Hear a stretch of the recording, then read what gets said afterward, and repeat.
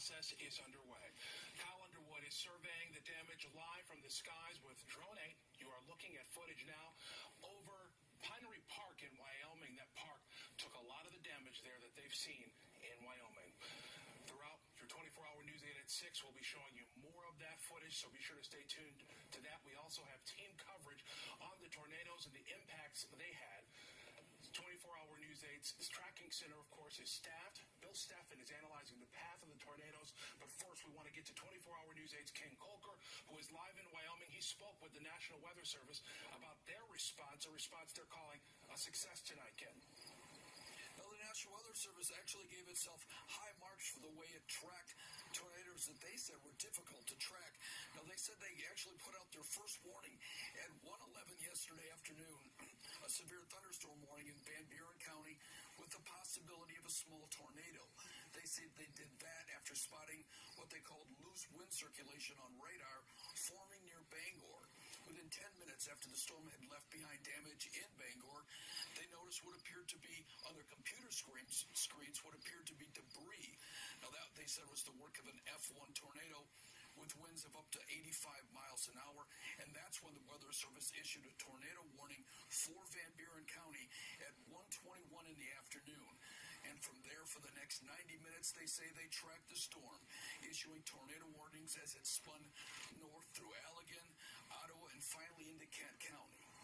You know, it was a good day for us. We had tornado warnings out throughout that entire path. I live in southwest Kent County in the Wyoming area, and my phone was going off probably 20 to 30 minutes before the wind moved through Wyoming. Now, he says a lead time of up to a half an hour should have given residents plenty of time to take warning. He said the national average lead time is 10 minutes, and that might explain why there were no injuries yesterday.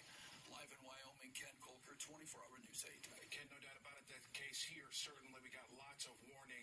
Another question for the National Weather Service, and you wondering if they talked at all about their crews, what they found out in the field. They declared one of the storms indeed a tornado. Any closer to making that determination in some of the other areas, Ken? Well, they believe that they're talking maybe 4 or 5 tornadoes at this point. They're not quite sure in the city of Wyoming. With the Weather Service, the expert we just talked to, said they look a little more like straight line winds here, but they still haven't made that determination. Okay, Ken Kolker reporting live with the cleanup effort actually we can see going on behind him. Ken, thank you. Well, so far the National Weather Service has only confirmed, as we said, that one tornado touchdown, but there could be as many as 5. The NWS saying that an EF1 tornado was on the ground for about 15 minutes as it tore across 8 miles in northern Ionia County and southern Montcalm County. Storm Team 8 was on the air all afternoon tracking storms as this moved through.